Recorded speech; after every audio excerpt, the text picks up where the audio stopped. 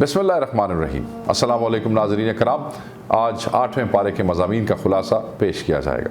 8वां पारा सूरह अनाम की आयत नंबर 111 से सूरह आराफ की आयत नंबर 87 पर मुश्तमिल है।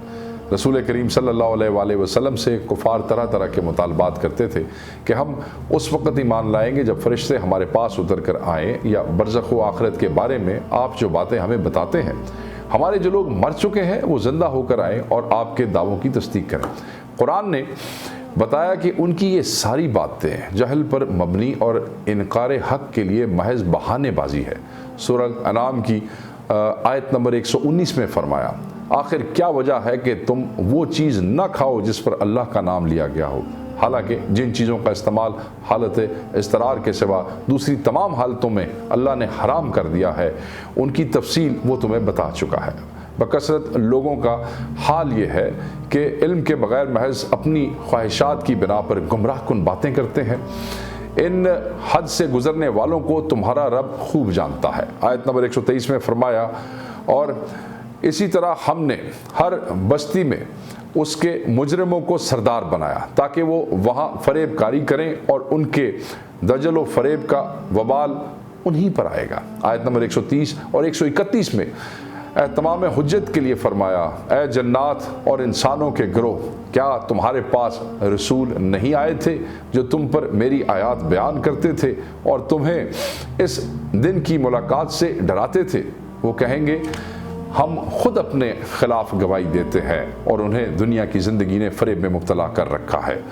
ये गवाही उस वजह से दी गई है कि आपका रब बस्तियों को जुल्मन हलाक करने वाला नहीं है। आयत नंबर 142 से 146 में अल्लाह ताला ने फलों, खेतों और जानवरों के ज़रिए अता की जाने वाली नेमतों का जिक्र फरमाया कि अल्लाह ताला की नेमतों को खाओ, असराफ न करो और शैतान के नक्शे कदम पर न चलो।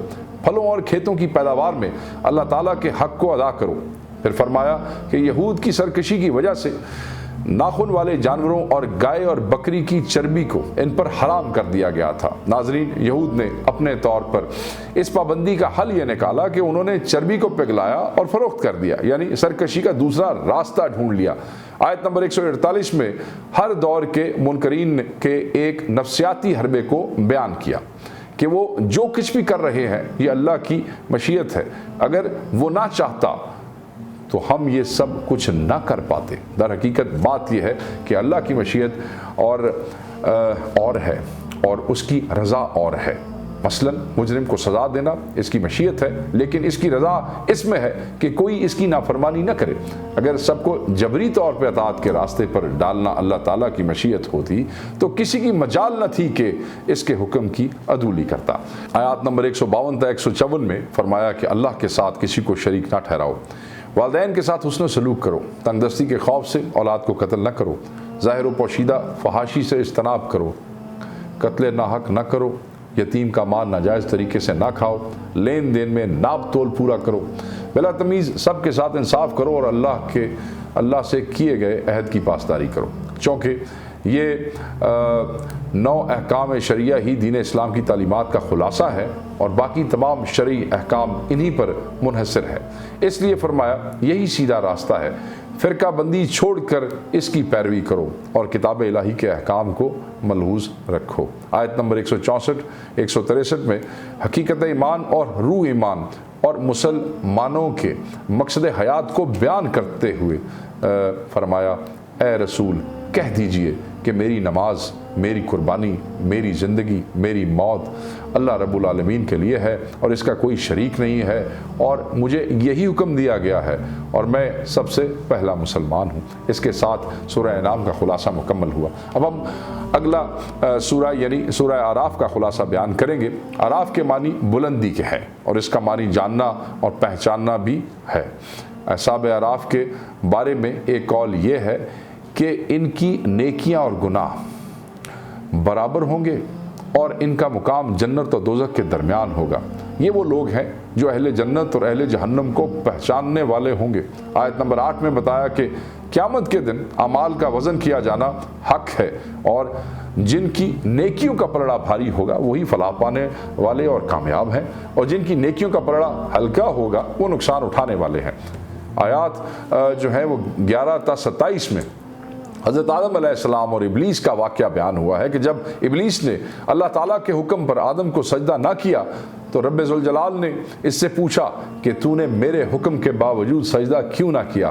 اس نے اپنی سرکشی کا جواز عقلی دلیل سے پیش کیا کہ میں آدم سے بہتر ہوں، انہیں مٹی سے پیدا کیا گیا ہے، میں میری جوہر تخلیق آگ ہے، اور آگ لطیف ہونے کی بنا پر مٹی سے افضل ہے۔ تکبر کی بنا پر اللہ تعالیٰ نے ابلیس کو رسوا کر کے مقام عزت سے نکال دیا۔ اللہ تعالیٰ نے حضرت آدم و حوا کو جنت میں داخل کیا اور انہیں خاص درخت کے قریب جانے سے منع فرما دیا۔ شیطان نے ان کو وسوسہ ڈالا اور مخلص اور خیر خواہ کا روپ اختیار کر کے کہا کہ آپ لوگوں کو اس درخت کے قریب جانے سے محض اس لیے منع کیا گیا ہے کہ اس کے قریب جا کر آپ لوگ فرشتے بن جائیں گے اور آپ لوگوں کو ابدی زندگی مل جائے گی۔ اس نے قسمیں کھا کر اپنی خیر خواہی کا یقین دلایا۔ پھر ان سے اجتہادی خطا ہوئی اور اس درخت کو چکھنے سے ان کی شرمگاہیں ظاہر ہوئیں اور وہ درختوں کے پتوں سے اپنے سطر کو ڈھانپنے لگے۔ یہاں قرآن نے یہ بھی بتایا کہ شیطان کا مقصد ان کے سطر کو بے حجاب کرنا تھا۔ اپنی اجتہادی خطا کا احساس ہونے پر آدم علیہ السلام نے توبہ کی اور ان کی توبہ کے کلمات آیت نمبر 23 میں بیان ہوئے ہیں۔ آیت نمبر 127 اور 126 میں اللہ تعالیٰ نے مقصد لباس بیان فرمایا کہ ہم نے بنی آدم پر لباس اس لیے اتارا کہ ان کی ستر پوشی ہو اور سامان زینت ہو، اور سب سے بہتر لباس تو تقویٰ ہے۔ پھر بنی آدم کو متنبہ کیا گیا کہ شیطان کے مکر و فریب میں نہ آئیں۔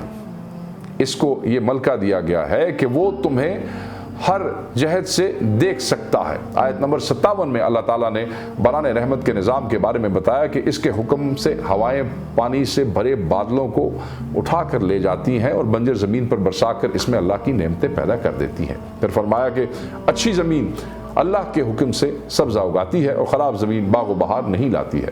آیت نمبر 59 سے حضرت نوح اور ان کی قوم کے حالات بیان کیے گئے ہیں کہ ان کی قوم کے سرداروں نے کہا معاذ اللہ آپ کھلی گمراہی میں ہیں۔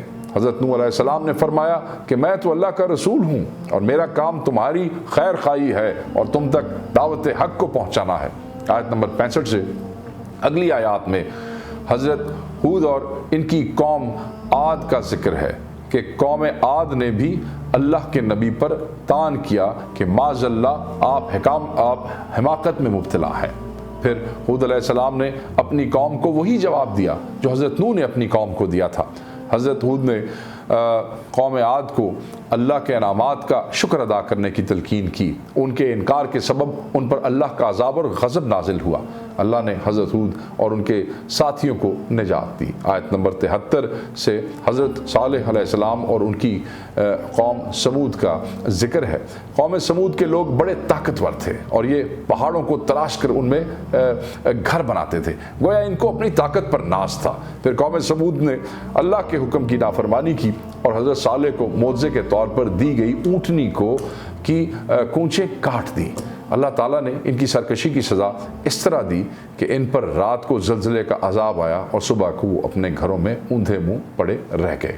آیت نمبر 80 سے 84 تک حضرت لوط اور ان کی قوم کا ذکر ہے کہ وہ بے حیائی میں اپنے زمانے کے سب لوگوں پر سبقت لے گئے۔ وہ اپنی جنسی خواہش کے غیر فطری طریقے سے پورا کرتے تھے اور جب اللہ کے نبی عذاب کا ڈر سناتے تو وہ اسے مذاق سمجھتے تھے۔ بالآخر اللہ تعالیٰ نے ان پر عذاب نازل کیا، آسمان سے پتھر برسائے اور اس طرح ان کا نام و نشان مٹا دیا گیا، یہاں تک کہ حضرت لوط علیہ السلام کی وہ بیوی جو قوم لوط کی ہم خیال تھی وہ بھی عذاب سے نہ بچ سکی۔